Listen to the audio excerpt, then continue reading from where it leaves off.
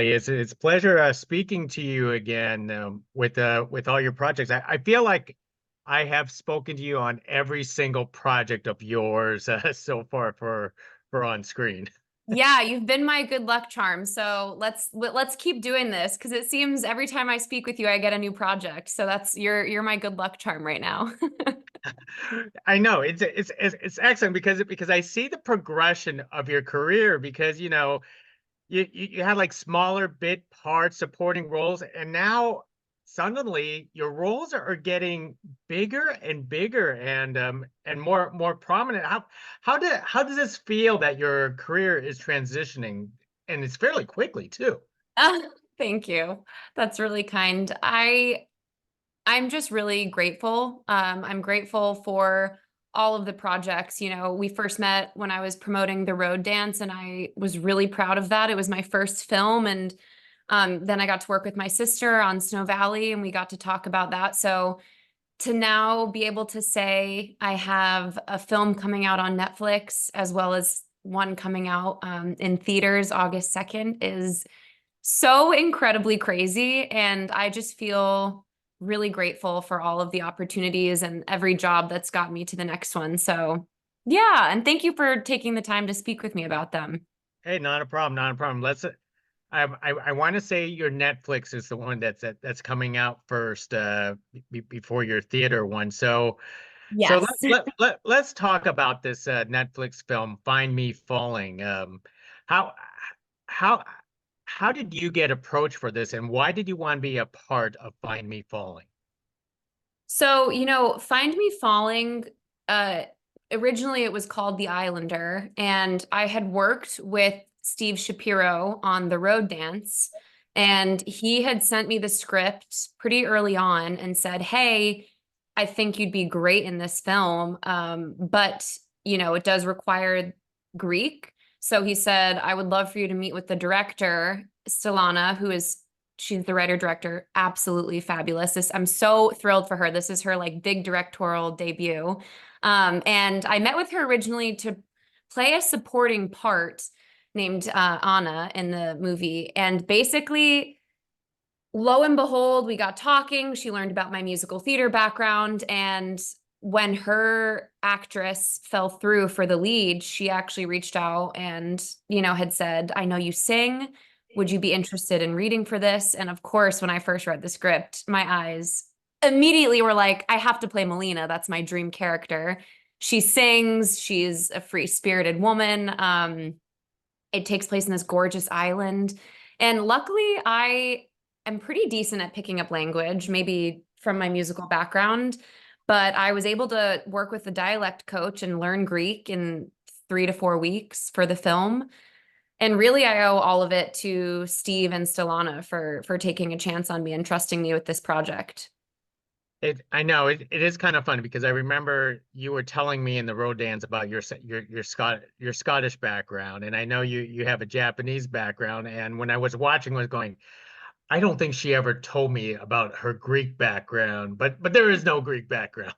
I unfortunately I don't have a Greek background in my heritage, but the funny thing about being mixed ethnicity, and I get asked this question a lot in interviews, is, do you feel like you identify as 100% Japanese and 100% Scottish, British, and Irish? And I often say no. Like, people will look at me and sort of make their own assumption about where in the world they think I come from. And so in a weird way, it's kind of nice to be a chameleon. And I'm just really lucky that they trusted me with this and that I had a fantastic coach in singing and in dialect that were able to get me to pick up Greek so quickly.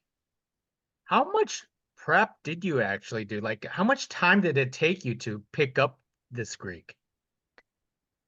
Greek is a really hard language, I'm going to be honest. I would say it took me about the full 3 to 4 weeks to feel confident that I could. I want to say even the week before filming, I was a little bit freaked out. I was like, I do not want to do this film a disservice. I don't want to, do anyone from Cyprus a disservice. But once I got the stamp of approval from the locals and practicing with them, I felt a lot more confident. And, every day on set, we had the coach Yolanda with me. So, or Yola, sorry, Yola was with me. And so I feel like having her there was just a comfort and almost like a crutch that if I, if I forgot something or if I was feeling nervous, I could just look to her and she would give me a nod of approval or be like, I think we can do that again and do it better. Wow.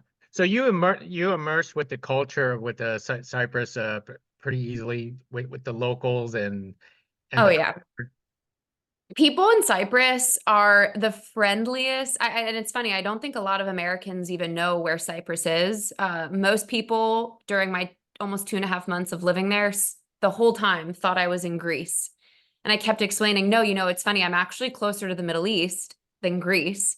We were like a 30-minute flight, from Israel, and we were in the middle of the Mediterranean Ocean, and the people there, they're very proud of where they come from. And so that's why this project was so important to me to, really make sure I did all the prep. So when I got there, it's easy for someone to roll their eyes and be like, ugh, like who's this American girl coming to play a Cypriot? But they really were so supportive. And I think they could tell that I just truly loved this project and the cast and crew became like family. So it was an amazing experience. it sounds like it 2.5 months in Cyprus on an island. It almost sounds like a long work vacation. Yeah. I feel pretty spoiled going from Outer Hebrides, Isle of Lewis for the road dance, and then getting to go live in Cyprus for 2 months. I can't complain. I will say though, we filmed May and June mostly, a little bit of end of April, and it was hot. Like it's like 95 degrees plus and humid every day. So, and when you're filming on location, there's no AC. So I will say there's a couple scenes where you might see me dripping sweat a little bit because it was definitely toasty. Now, this tap new, I don't want to say he's new talented, because you never mentioned about your singing abilities. Tell us where this came from. I assume you've been singing all your life. Well, I grew up with a very musically gifted mother. My mom, her stage name was Elizabeth Reiko Kubota. She's fully Japanese American, and she actually grew up doing musical theater. Went to UCLA for musical theater. So I was very fortunate growing up in New York to be surrounded by Broadway, just because my mother had a lot of friends that were in shows, and so my whole life I was just surrounded by musical theater and music. And then when it came time for me to go to college, I really, really, really wanted to study musical theater. And so I auditioned, I got in, I trained for 4 years at UCLA's School of Theater, Film, and Television. And yeah, the rest is kind of history. Really, up until 2020, I only worked in musical theater Oh, regionally, and I did one show out in Vegas called Maryland, the new musical. But then when the pandemic hit, my career, luckily took a different turn and I got into film. But it's kind of a dream of mine to be able to mesh the two worlds together. well, tell us about singing in Greek. For this film, speaking is one thing, but singing.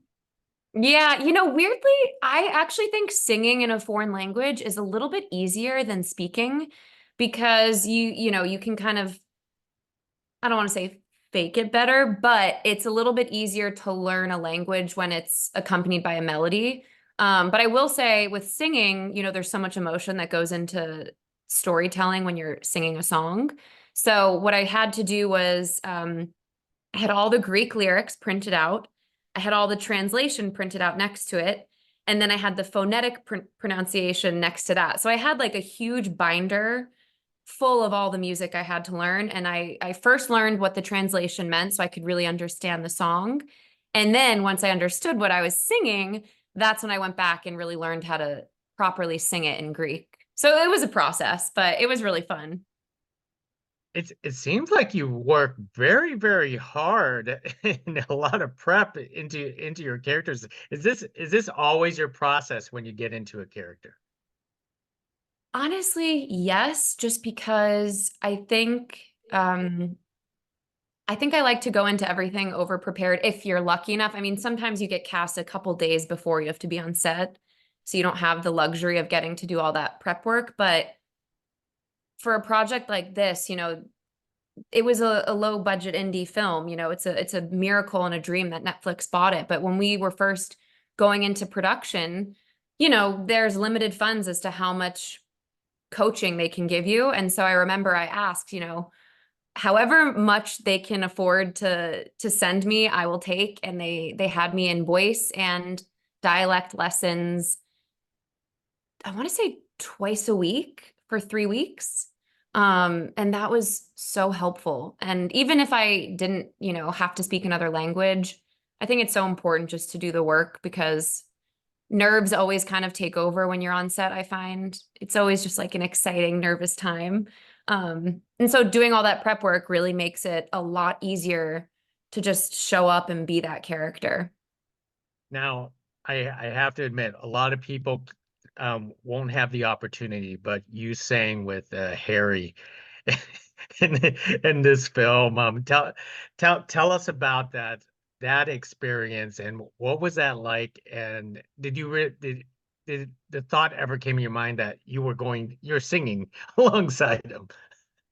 I mean, I grew up being such a fan of Harry Connick Jr. I mean, of course, I think most people in America and most people in the world love him from When Harry Met Sally. I mean, he was just such a heartthrob. I mean, he still is such a heartthrob, but he's just like really, truly a musical genius. And on top of that, so down to earth. And so I think, you know, the first day on set, or sorry, the day before we started filming, we did a welcome dinner. And I remember being very intimidated, like, okay, Ali, just go in. I know you want to be his best friend, but just, you know, be cool, play it cool, and see how he wants to have a working relationship. And he actually has 3 daughters that are all similar in age to me. So he's a girl dad. And I was in this foreign country alone. He really adopted me and, you know, basically treated me like I was his fourth daughter throughout the whole film process. And so I felt very comfortable working with him. And then getting to sing his original music was insane. I mean, we ended up recording the music in Nashville in, you know, an iconic studio with a full band and an orchestra piece. And it's an experience I will probably never get to have again that I will treasure for the rest of my life. So yeah, that's all I have to say. I'm kind of speechless about that. You you ever consider going back into a musical career, or you want to stay on this path with film? I would love to do both. I think, you know, people say, do you want to do Broadway, musical theater, or do you want to do film TV? I really feel like nowadays you can do both. And for me, my mindset has always been one opportunity could open the door for another one. So if one of these films helps me get in the room for, you know, my Broadway opportunity, amazing. And if I book a Broadway show and it leads to a TV job, great. I really want to do all of it, and I'm kind of just here for the ride. And you know, I'm lucky that I have a great team behind me. My manager, Kimberly Kotwitz, is constantly fighting for me to be able to do both. I have an audition this week for a musical, so you know, you just never know. I think I'm ready for all of it. That is true. You know what? It worked with every cast member of Hamilton, so why not you? Exactly, exactly. There we go. Let's manifest that for me. You know what? If I keep on talking to you, you're just going to get bigger and bigger. That's for sure. Exactly. Yeah. Keep saying that. Broadway's next. There we go.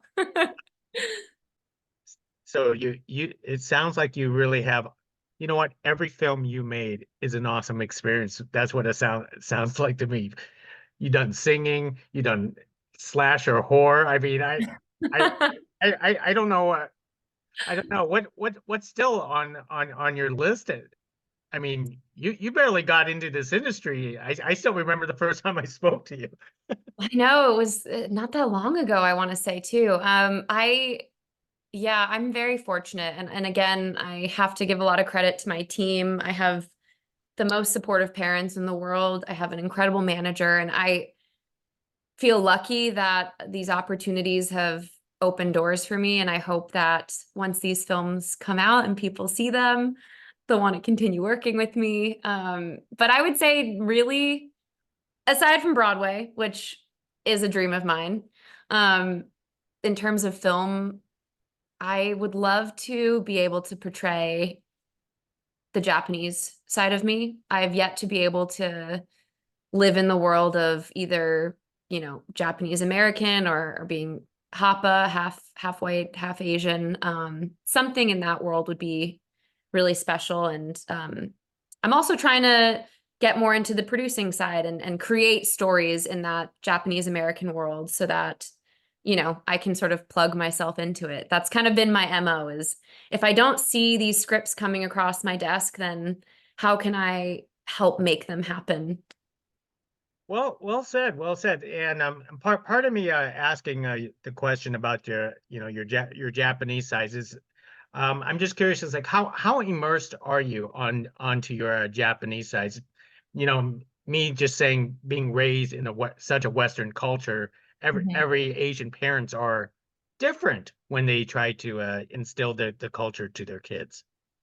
Definitely. I think growing up in a predominantly white and Jewish neighborhood in New York, um, was an interesting experience in that to them, I was sort of very Asian because we had a couple other family friends that also had Asian in their background, but going from a very white neighborhood to then going to UCLA where it's predominantly Asian, it was really interesting. I went from being like, oh, you're very Asian in this neighborhood, but in this world, you're actually really white. You don't seem Asian at all. So I talked to my sister about this a lot. She's also an actress, and I think it's very normal for people who are mixed ethnicities to feel torn about where they belong. But I'm really proud, honestly, as I've gotten older, I'm really proud of my Japanese heritage. My grandparents met in the internment camps during World War II. My great grandparents are the ones that immigrated over from Japan, and they didn't speak any English. So my mom did have to grow up speaking Japanese, but again, less and less that was imparted on her kids because we grew up in a world in which no one around us spoke Japanese. So I'm really trying to like bring that back into my life. I'm trying to learn Japanese right now so I can go visit my family in Fukuoka and be able to speak with them. But yeah, it's an interesting concept, like how Asian do I feel? Some days more than other. Well, you know what? It's a good time to be in the industry because a lot more Asian TV and Asian films are coming out, and so that you know there will be that opportunity, both Broadway and on the Asian side. But I'm glad you are sticking with the Japanese language. I could never learn it. I find Japanese and Greek too hard to learn.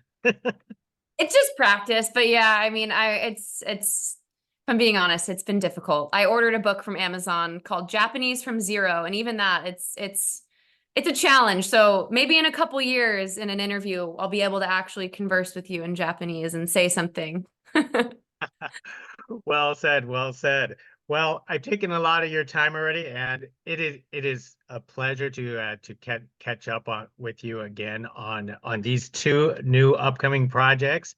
Like I said, we have spoken on every single project of your film career. I guess one more, I have to form a fan club for you or something like.